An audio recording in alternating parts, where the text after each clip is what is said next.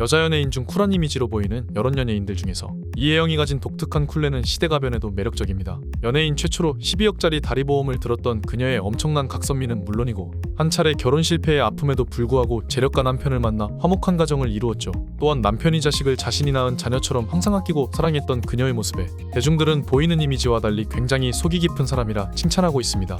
이처럼 모든 것이 완벽하고 행복한 것처럼 보이던 그녀의 인생이지만 얼마 전 폐암 선고를 받고 인생을 정리했다는 고백을 털어놔 굉장한 충격을 주었습니다. 이 슬픈 소식에 전 남편이자 친구였던 이상민 또한 충격에 빠졌었다는데 여기엔 대체 어떤 슬픈 사연들이 녹아 있었던 건지 알아보겠습니다. 우선 이혜영의 가족들은 유전적으로 암에 취약한 피를 타고난 것 같습니다. 이혜영의 부친은 폐암으로 돌아가셨고 미국에 계신 모친마저 암 판정을 받으셨죠.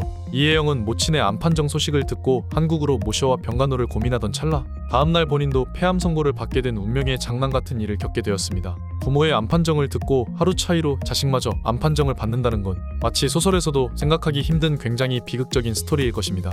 더욱이 이혜영은 자신의 인생에서 가장 행복한 시간에 암 판정을 받았습니다. 그녀는 재혼 후 꾸린 가정에 대해 남다른 애정과 사랑을 종종 표출했는데 그녀가 묘사했던 재혼식은 그야말로 영화의 한 장면 같았죠. 저는 첫 번째 결혼 실패 후 앞으로 두 번의 결혼은 없다고 생각했습니다. 사람들이 생각하는 이미지와 달리 저는 연애 경험도 별로 없었거니와 사랑과 결혼에 있어선 굉장히 보수적인 가치관을 가졌었기에 제 자신이 마치 실패한 사람처럼 여겨지며 결혼을 해서는 안 될 팔자라고 생각했습니다. 첫 번째 결혼 실패에 대한 트라우마는 시간이 갈수록 저를 위축되게 만들었고요. 그러다 우연한 소개로 인해 지금의 남편을 10년 전에 만나게 되었는데 지인들은 꼭 결혼을 해야 되는 상대라고 저를 계속 부추겼던 게 기억나요. 특히 제 매니저가 신문 같은데 나오는 재력가 남자라며 치켜 세웠었죠. 하지만 어렸을 때부터 연예인 생활을 하며 재력을 갖춘 남자들은 많이 목격했습니다. 그래서 별다른 놀라움이나 관심도 없었고 안부나 주고받는 사이가 유지됐죠.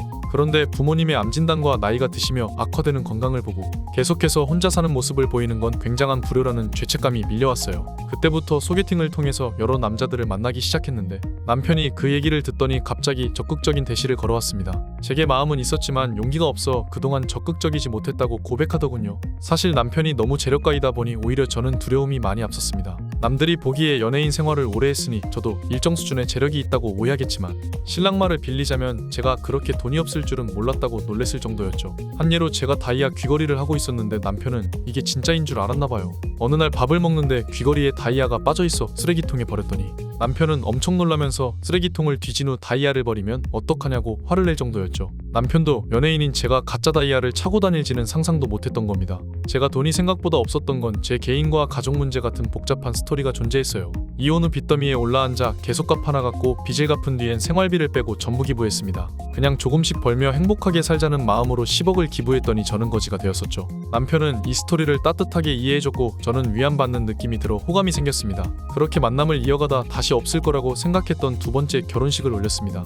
하와이의 빅아일랜드에서 결혼했는데 축가는 없었고 원주민이 주례를 봤어요. 한마디도 알아듣지 못한 주례였지만 어차피 파도 소리가 커서 안 들렸습니다. 남편과 딸과 함께 결혼식을 치렀는데 아직도 생생할 만큼 너무 아름다웠죠. 사실 남편과 재혼할 때 가장 부담이 된 건 지금의 딸이었어요. 나는 아이를 낳은 적도 없고 키워본 적도 없는 사람이다 보니 부인으로서의 내 자신은 익숙했지만 단 한 번도 엄마로서 살아본 적이 없었죠. 때문에 나도 고생하고 아이도 고생시킬까 그게 너무 걱정돼서 두려웠습니다. 그때 엄마와 언니가 충고하길 첫째도 둘째도 셋째도 사랑이라며 네 배에서 낳은 자식은 아니지만 한없는 사랑을 주면 해결된다고 했죠. 그래서 내가 선택했던 사랑을 주는 법은 아이와 시간을 많이 보내는 것이었고 그때부터 방송 활동을 안 하며 사춘기 딸을 키우는데 전념했습니다. 남들은 부자 남편을 만나 일을 안 한다고 수군대기도 했지만 저는 딸에게 못된 계모가 되는 그런 상처를 정말 주기 싫었을 뿐입니다. 지금은 딸이 대학생이 돼서 어느덧 내년 5월이면 졸업을 해요. 딸이 나를 보살펴주는 전화를 할 때 내가 정말 잘 살았다는 생각이 들죠. 내 배가 아파 낳은 자식은 아니지만 이 아이의 행복은 내게 가장 중요했어요.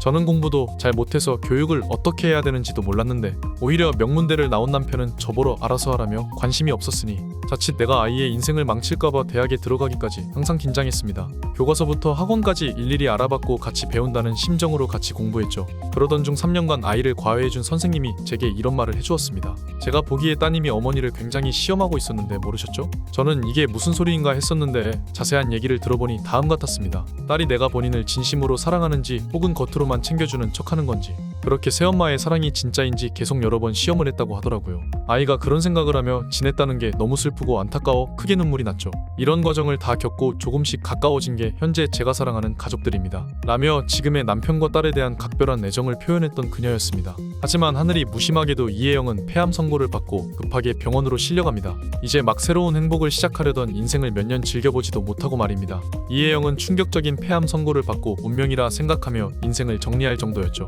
하지만 그녀의 의붓자식인 딸은 그 어떤 딸보다 걱정하고 챙겨주며 새엄마 이혜영의 쾌차를 위해 지극정성 병간호를 해왔다고 전해졌습니다. 기운을 주는 손편지는 물론이고 좋아하는 음식도 매일 요리했다고 하죠. 이런 딸의 모습에 이혜영은 살아야겠다는 독한 다짐을 하며 암투병을 견뎌냈고 현재는 많이 회복되어 추적 관찰을 하는 정도라고 알려지고 있습니다. 이런 스토리를 보자니 비록 의붓자식이 친자식은 아닐지라도 사랑하는 마음으로 기른다면 오히려 핏줄보다 더 끈끈하다는 생각이 듭니다. 속이 깊은 이혜영의 행복을 기도하며 오늘의 영상을 마치겠습니다.